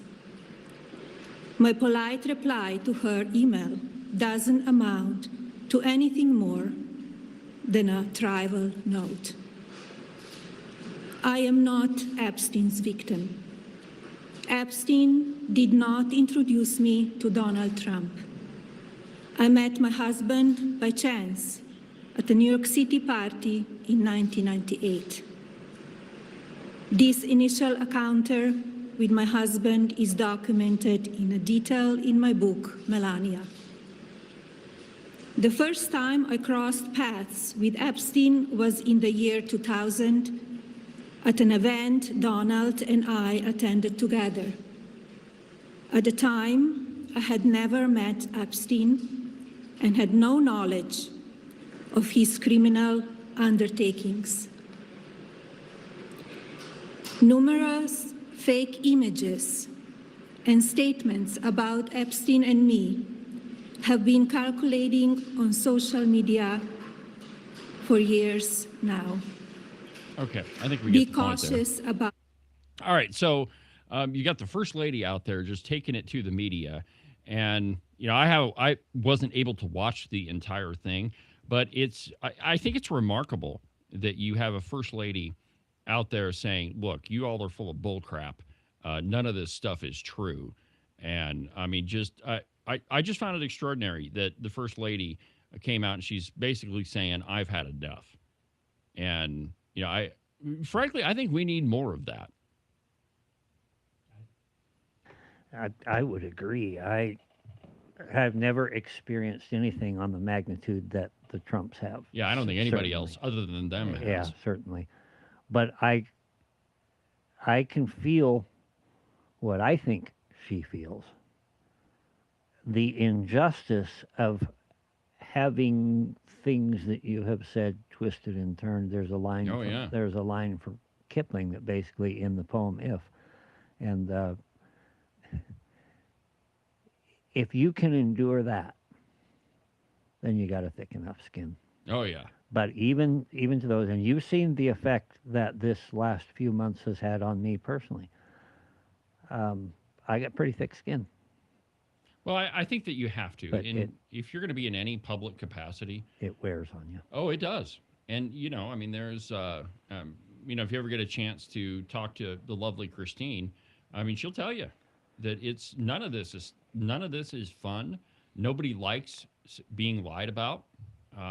It wears on you personally. It wears on your relationships. If I'm accurately quoted for something, and I'm saying I think she probably feels the same way. If you're telling the truth about what happened and it's out there, okay, I can live with that, even if it appears unpopular. But if you're going to deliberately twist and make stuff up, which is obviously what's happened in Melania's case. Oh, all over the place. Yeah, if you're going to do that kind of stuff and you get to do it with impunity, yeah, people need to stand up more and say, this is bullshit. Well, I guess for me, I think that like everybody should should stand up. I mean, if you're being wrongfully accused of something, or and social media is a sewer all the way around. I showed you a post, just a random post on Facebook earlier in the program, but that's benign compared to a lot of the stuff that I've seen, and most of the nasty, vitriolic, disgusting stuff that you see on social media comes from the left in this country. And I'm not saying that Republicans are above reproach on this. I mean, certainly the president has put out some posts on social media that are, they're pretty harsh. I don't think I would go so far as to say undeserved of who he's directing his ire at. But when you experience that day after day after day, it wears on you a lot. And I'm very proud of the First Lady that standing up and saying you guys are a bunch of liars. By the way, you remember when who could forget when Barack Obama was president? How many magazine covers was Big Mike on? Excuse me, Michelle. I mean, honestly, it was like every week you walk in the grocery store and here's Michelle Obama. Yeah. Lipstick on a pig. Well, I mean, I don't know about that, but the other thing too that always irritates me is Melania. Obviously, English is a second or third or fourth language. I think she speaks a lot of languages. Yeah, she's very articulate. Yes, there's an accent there, but she's very, very well spoken. She's very poised. You never hear anything about that. People want to try to indicate. I've heard people imply that she was somewhat less than smart because of the way she speaks. You try speaking 6 languages. Yeah, no kidding. Yeah. But here's my question: how many magazine covers do you see Melania Trump on the front of? Very few. Very, very few. Yeah. And I mean, she's a beautiful woman. And if she were a liberal, she'd make Jackie O look. Oh yeah, they'd have her on every newspaper cover, every magazine cover that they could possibly find. But because her husband is President Donald Trump, and because she is a Republican, we can't have that. No. I mean, it just shows you the bias of the media. And if the media were half as critical of Democrats as they are of Republicans, you would have a very different media landscape. And just think about the media in Wyoming. When is the last time that you have seen an article in the Cowboy or Pravda on the Platte, the Casper Star Tribune, or the Turkey Vulture, the Wyoming Tribune Eagle? When have you seen an article that was critical of any of the Redcoats? Any of them? Lloyd Larson, Bob Nicholas, Dennis Beitman. Yes, he's a Redcoat. If your actions help the left, then you are by definition part of the left. But when's the last time you saw an article that was critical of any of them? It's pretty easy to answer. I haven't seen any. Claire McFarland. Now, how often do you see a piece that is critical of conservatives or actual Republicans? All the time. You could probably find one every single day. Even the one we were just analyzing, the whole purpose and her delight behind that was to show some discord, get behind the scenes in the Freedom Caucus. And so they don't always agree. Never mind the fact that that's been their mantra, that we're mindless robots, puppets. there's no consistency. There's no true curiosity. That's just where I was going. There's no curiosity at all. And, you know, if any of them made an effort to find out who these people actually are, you know, it took me all of 30 seconds to find this piece about Eli Bebout. That's it, 30 seconds. And yet you have people in the media, politicians, saying, oh, it's so great that Eli Bebout endorsed Megan Felder. Well, where's your critical thinking skills on any of this?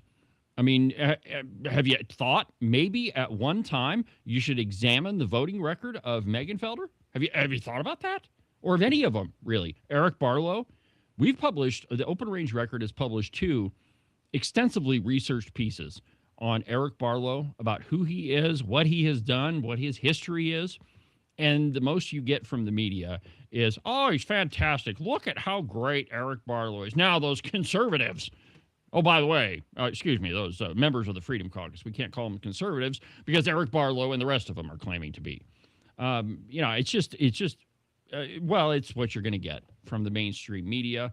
By the way, I've got a little video of Rush Limbaugh. Let's go ahead and play it. This is from several years ago.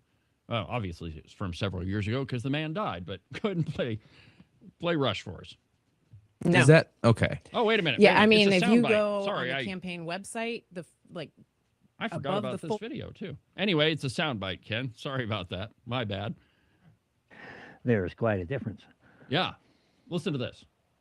If the media in this country were as suspicious of Democrats as they are of Republicans, if the media treated powerful Democrats with the same suspicion and curiosity and doubt and, dare I say, dislike and hatred as they treat Republicans, you'd have an entirely different media landscape.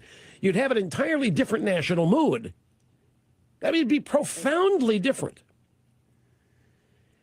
But that's not the way it is. The media is now just willing accomplices of the Democrat Party, and particularly Barack Obama. And so you get a distorted view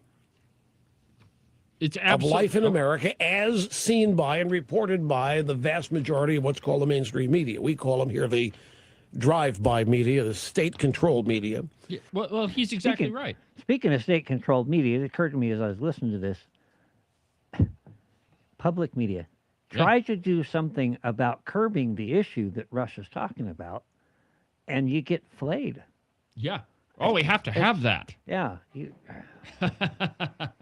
You don't care about emergencies. How are people going to be saved from a tornado if we don't have public media? Now, let me give you an example of what the media should be doing.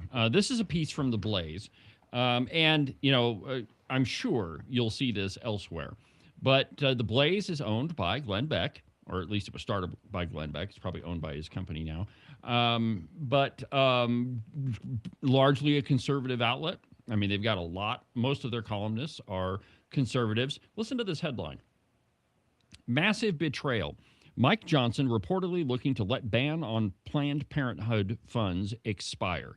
Now, Mike Johnson, he was the darling of the conservative movement, right? He was a pro-life attorney for a long time, Speaker of the House. I mean, he's been the man that helped push through the big, beautiful bill, been, you know, on the forefront of pushing Trump's agenda. But here he is screwing us over when it comes to, you know, funding Planned Parenthood. Listen to this. Quote, Republican House Speaker Mike Johnson of Louisiana is going to allow federal funding to flow once again to Planned Parenthood after a one-year ban, according to the Washington Examiner. Pro-life groups are trying to keep the ban on Medicaid funds to the abortion provider when it expires on July 4th. Fascinating day that it's going to expire. Defending the right to life is fundamental and something all Republicans should fight for. Johnson passed a 2-year ban on funds through the House last year, but it was reduced in reconciliation to 1 year in order to pass the Senate. John Cornyn responded on social media by calling on Johnson and other Republicans to reconsider the decision. Republican Senator Josh Hawley of Missouri also registered his disappointment. Quote, this would be a massive betrayal, he wrote on social media. Under no circumstance can Planned Parenthood be allowed to get taxpayer money for their abortions and gender transition insanity, period. So this is the guy that is supposed to be a conservative, pro-life attorney, And if we just allow his reconciliation package to go through, we're going to kill a whole bunch more babies. And if you're wondering, Planned Parenthood reported that it provided 434,450 abortions last year, the highest number recorded for the organization. And if you do the math on it, that means a baby every 73 seconds. That's getting close to the population of Wyoming. It's very close to the population of Wyoming. And so and here's my point. So if the media were half as critical of Democrats as they are of Republicans, it would be a very different media landscape. Just one more example. Look at the scrutiny given Donald Trump over the last 8 years. Oh, yeah. He's the most investigated guy in history. Versus the Bidens. Versus the Clintons. Go on down the list. Ted Kennedy. It's staggering. Well, and it's the fault of, generally speaking, the media. And Claire, don't think you're not included in that bunch too. From the Turkey Vulture, from one of their columnists that I actually like, Mr. Harrison, the rule of law and the illusion of authority.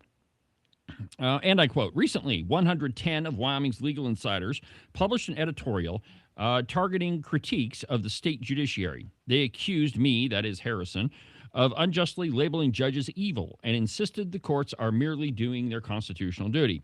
It's an impressive collection of letterhead, but it suggests Albert Einstein's response when he said 100 physicists published a book denouncing his theory of relativity. Einstein simply replied, if I were wrong, then one would have been enough. In a republic, a constitutional argument is weighted by the unyielding rigor of its logic, not the sheer tonnage of its signatures. When subjected to intellectual scrutiny, their defense collapses into selective reading, fabricated legal tests, and the quiet arrogance of insulated establishment. Let's elevate this debate from personal grievances to constitutional principles.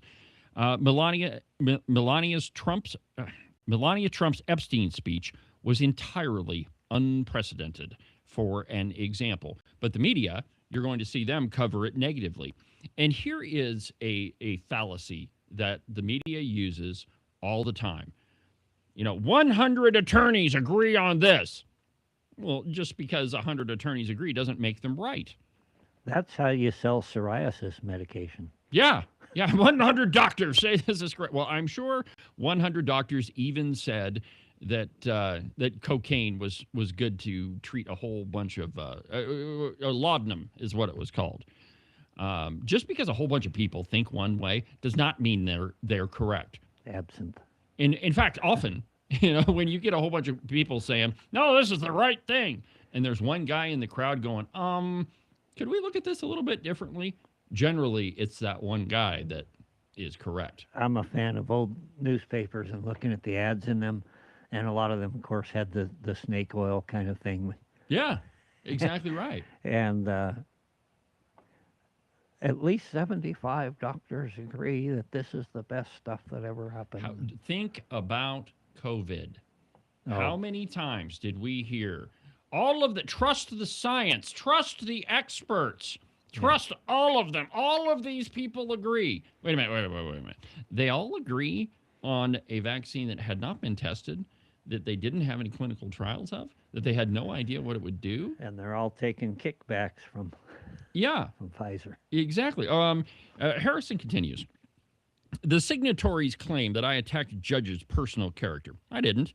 My grief is for an institution that has divorced itself from the constitutional text.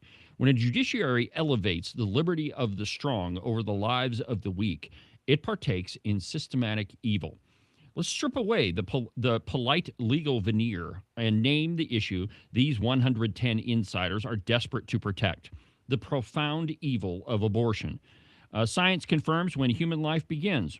Rather than defer to the legislature to navigate that moral weight, the Wyoming judiciary has decided to play God, declaring that a panel of lawyers are the sole arbiters of human value.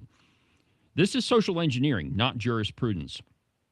We live this nightmare nationally. In 1973, the Supreme Court ratified the right to abortion in Roe v. Wade, plunging this nation into 50 years of societal hell before it was finally reversed. Astonishingly, these signatories applaud the Wyoming judiciary for replicating that exact hubris at the state level.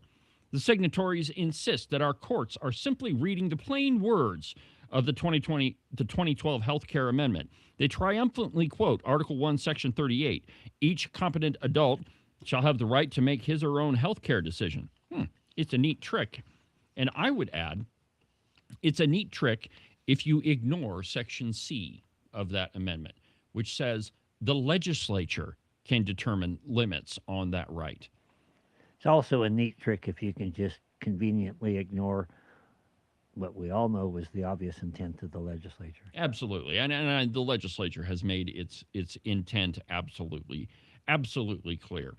But, the result of this, my friends, is, I just read it to you, the death of 434,000 babies, more than that, in a single year. And just think about how many years have gone by since 1973, and I think that you can do the math. Okay, so this is a dangerous aside for me. Some people are going to look at me and think, okay, you're crazy. But go back, we all remember the verse, if my people who are called by my name will repent, and I'm paraphrasing a little bit, and pray, I will heal their land. And we look at this nation right now, we look particularly at the West and the drought conditions and all the things that are going on here. Do you think it's climate change? Okay, climate might be changing. Do you think it's caused by man, or do you think it's caused by God? Oh, I think it is supreme arrogance to say that man has the ability to change. But I also think we're ignoring the precedent that was sent in many Old Testament times. Lots of them. And if this nation does not repent and turn from its wicked ways and turn back to God, summer's going to get hotter. Winter's going to get colder. I think things are going to get a lot hotter for a lot of people. Yeah. And I'm just saying, don't overlook the idea that the same God that was there in Old Testament times God doesn't change. He's still here too. This nation is being punished. And you can write me up as an extremist, as a wacko or whatever. Doesn't matter. They said the same thing about the prophets of old, I'm sure. I'm sure. All right. So, often on this program, we say that words mean things. This is my favorite soundbite. 2 + 2 is 4, not 5 if you want it to be 5. And this is not to be discriminatory. This is to stand up for language. Words mean things. Words mean things, Ken. And there are a lot of words that are floating around that may not be as significant as they once were. So I want to play a little bit of a game with you, end on a fun note, as it were. And there are a lot of words that are, shall we say, going out of vogue. They're not as popular as they once were. And so what I'd like to do is just ask you if these words need to be extinguished from our vocabulary. So are you ready for this? Probably not. Probably not. All right, probably not. And if you're wondering... you know how much I love this kind of stuff. I know you do. Yeah. I know you do. But so this is a tremendous headline from the New York Times. This is, and that's the paper of record, the venerable gray lady. Yeah. The paper that everybody doesn't possess half a brain goes to. That also has a monstrous building. They do. Way bigger than they need. And they were criticizing Trump for his library proposal. It's an ugly building, too, by the way. I took a picture when I was in New York. It's not as ugly as Obama's. See what I'm trying to burn up the last... Well, you're not going to get out of this. Okay. All right. So words that need to go away. What about the word problematic? We heard that a lot over the last couple of years. Is that a word that needs to go away? Okay, there's a premise here. Mm-hmm. That once a word has been corrupted, it needs to go away, and we can't use it anymore. And I reject that. I just think we need to fight against we need to say more about words mean things. So I'm saying no, it doesn't need to go away. Okay, I kind of I'm like the saying word it's problematic. It's misused all the time, and that's problematic. It is. It is. What about triggered? Is triggered a word that needs to go away? It's definitely overused. Definitely. Do you get triggered when I say the word triggered? CMC triggers out of Texas. Yes. I own many of them, and you like them. it's about 2.5 pound pull is all it takes. Well, you see, I mean, the one that I really object to is when I hear stuff like trigger warning. I feel that triggers me. No, it doesn't trigger you, you moron. You just pearl clutching. You just pearl clutching. How about this one? Microaggression. I consider the source. All right. Safe space. Man, that brings back what happened not too long after I got out of basic training. When I was in basic training, it was rough. Yeah. It happens for a lot of our veterans. And now it's gotten to the point where they get a little timeout card. They go into their safe space. There's too much stress. Okay, we're training you for combat. You're going to be shot at. Yeah, safe space is just one of those stupid things. Okay. Probably someone with a microaggression would trigger you to. Yeah, I'm sure that would be the safe case. space. Now remember, this is from the New York Times. Okay, this is a piece they actually published. What about latinx? Is that a word that needs to go away? It's not a word. It's not a word. It's printed in the New York Times. Yeah. All right. What about woke? That woke is a classic example of doublespeak. Yeah? Where it means exactly the opposite. Okay, explain. Woke means that you have been deluded, that if you're woke, that you have been deluded, that you no longer see the truth. And the real idea of woke, you remember the old joke about the puppies, you know, when they're first born and they all got their eyes closed. Yeah. Now look, they're little Democrats. Then they come back and now they're all Republicans. What happened? Oh, their eyes open. Yes. The idea behind woke is that you should be, that you're able to see the truth as it is. Well, I think that's the point and why they use that word. But when I hear it, what immediately their pops truth is in, not truth. Well, that. But I think of the term politically correct, or the phrase politically correct, and most people don't understand what the derivation of that word, that phrase. Politically correct came around during the time of fascism, and that if you were politically correct, you were spouting the line from. It was around well before Trump. What do you mean? What about cringe? That's a perfectly good word. I think it's a perfectly good word, but not in the context. Cringe-worthy. Cringe. This whole segment is cringe-worthy. Yeah. All right. Well, there are a lot of dumb words, my friends, but make sure that you understand. Well, first, consider the source, who's saying them, and then apply that to your daily life. Well, that'll do it for today's installment of Cowboy State Politics. See you next week, my friends. Have a good week.